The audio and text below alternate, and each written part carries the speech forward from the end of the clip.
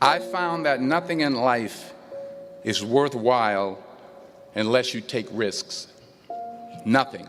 Nelson Mandela said, "There is no passion to be found playing small and settling for a life that's less than the one you're capable of living." Now, I'm sure in your experiences in school and applying to college and picking your major and deciding what you want to do with life, I'm sure people have told you to make sure you have something to fall back on. Make sure you got something to fall back on, honey. But I never understood that concept, having something to fall back on. If I'm going to fall, I don't want to fall back on anything except my faith. I want to fall forward. I figure at least this way I'll see what I'm going to hit. Fall forward. This is what I mean. Reggie Jackson struck out 2,600 times in his career, the most in the history of baseball. But you don't hear about the strikeouts. People remember the home runs. Fall forward. Thomas Edison conducted 1,000 failed experiments. Did you know that? I didn't know that. Because the 1,001st was the light bulb. Fall forward. Every failed experiment is one step closer to success. You've got to take risks, and I'm sure you've probably heard that before, but I want to talk to you about why that's so important. I got 3 reasons, and you can pick up your iPhones. First, you will fail at some point in your life. Accept it. You will lose. You will embarrass yourself. You will suck at something. There's no doubt about it. And I know that's probably not a traditional message for a graduation ceremony, but hey, I'm telling you, embrace it, because it's inevitable, and I should know. In the acting business, you fail all the time. Early on in my career, I auditioned for a part in a Broadway musical. Perfect role for me, I thought, except for the fact that I can't sing. So I'm in the wings, I'm about to go on stage, but the guy in front of me, he's singing like Pavarotti. He's just and he's just going on and on and on, and I'm just shrinking. I'm getting smaller and smaller. So they say, "Oh, thank you very much, and you'll be hearing from us." So I come out with my little sheet music, and it was Just My Imagination by the Temptations. That's what I came up with.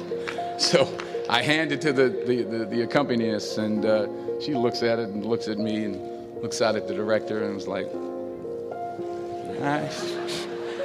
So I start, I'm going to sing. I'm like, "It's just my imagination once again, and they're coming away with me." And I'm not saying anything, so I'm thinking I'm getting better. So I just start getting into it. It was just my running. This, thank you very much, Mr. Washington. Thank you. So I assumed I didn't get the job. But the next part of the audition, he called me back. The next part of the audition is the acting part of the audition. Now I'm like, hey, okay, maybe I can't sing, but I know I can act. So they pair me with this guy, and again, I didn't know about musical theater.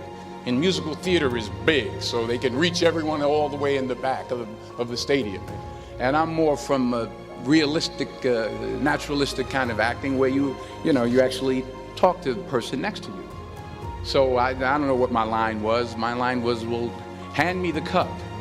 And his line was, "Well, I will hand you the cup, my dear. The cup will be there to be handed to you." And I said, "Oh, okay."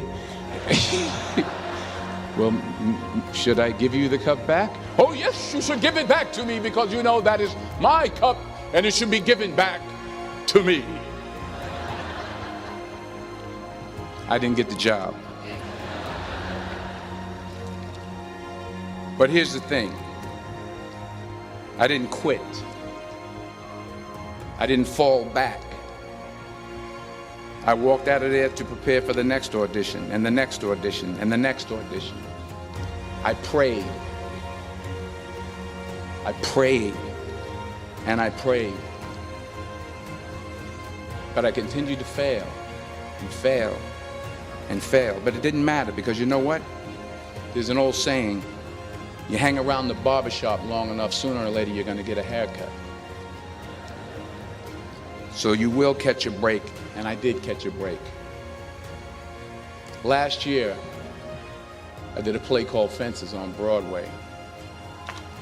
Someone talked about it. Won the Tony Award. And I didn't have to sing, by the way. But here's the kicker. It was at the Court Theater. It was at the same theater that I failed that first audition 30 years prior. The point is, every graduate here today has the training and the talent to succeed. But do you have the guts to fail? Here's my second point about failure. If you don't fail, you're not even trying. I'll say it again. If you don't fail, you're not even trying. My wife told me this great expression. To get something you never had, you have to do something you never did. Les Brown's a motivational speaker. He made an analogy about this. He says, imagine you're on your deathbed, and standing around your deathbed are the ghosts representing your unfulfilled potential. The ghost of the ideas you never acted on. The ghost of the talents you didn't use. And they're standing around your bed, angry, disappointed, and upset. They say, we came to you because you could have brought us to life, they say. And now we have to go to the grave together. So I ask you today, how many ghosts are going to be around your bed when your time comes? You've invested a lot in your education, and people have invested in you. And let me tell you, the world needs your talents. Man, does it ever. I just got back from Africa like 2 days ago, so if I'm rambling on, it's because I'm jet lagged. I just got back from South Africa. It's a beautiful country, but there are places there with terrible poverty that need help. And Africa is just the tip of the iceberg. The Middle East needs your help. Japan needs your help. Alabama needs your help. Tennessee needs your help. Louisiana needs your help. Philadelphia needs your help. We really do. We need it from you young people. I mean, I'm not speaking for the rest of us up here, but I know I'm getting a little grayer. We need it from you, the young people, because remember this. So you got to get out there. You got to give it everything you got, whether it's your time, your talent, your prayers, or your treasures. Because remember this, you will never see a U-Haul behind a hearse. I'll say it again. You will never see a U-Haul behind a hearse. You can't take it with you. The Egyptians tried it, and all they got was robbed. So the question is, what are you going to do with what you have? I'm not talking about how much you have. Some of you are business majors. Some of you are theologians, nurses, sociologists. Some of you have money. Some of you have patience. Some of you have kindness. Some of you have love. Some of you have the gift of long suffering. Whatever it is, whatever your gift is, what are you going to do with what you have? All right, now here's my last point about failure. Sometimes it's the best way to figure out where you're going. Your life will never be a straight path. I began at Fordham University as a pre-med student.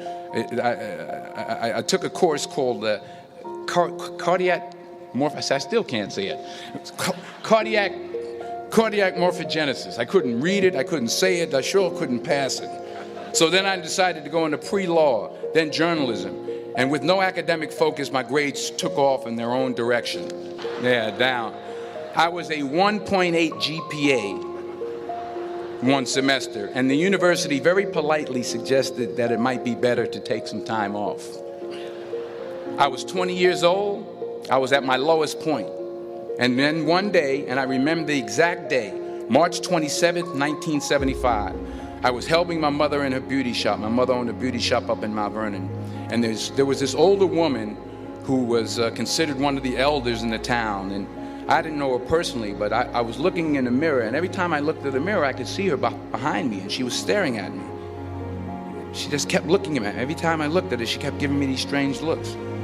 So she finally took the dryer off her head and she said something I'll never forget. First of all, she said, "Somebody give me a piece of paper. Give me a piece of paper." She said, "Young boy, I have a prophecy, a spiritual prophecy." She said, "You are going to travel the world and speak to millions of people. Now mind you, I'm 20 years old, I'm flunked out of school. In fact, like a wise ass, I'm thinking to myself, maybe she's got something in that crystal ball about me getting back into school next fall. But maybe she was on to something, because later that summer, while working as a counselor at the YMCA camp in Connecticut, we put on a talent show for the campers. And after the show, another counselor came up to me and asked, have you ever thought about acting? You're good at that. So when I got back to Fordham that fall, I got in, I changed my major once again for the last time. And in the years that followed, just as that woman prophesied, I have traveled the world and I have spoken to millions of people through my movies. Millions who up till this day couldn't see me, who up till this day I couldn't see while I was talking to them, and they couldn't see me, they could only see the movie. They couldn't see the real me. But I see you today, and I'm encouraged by what I see.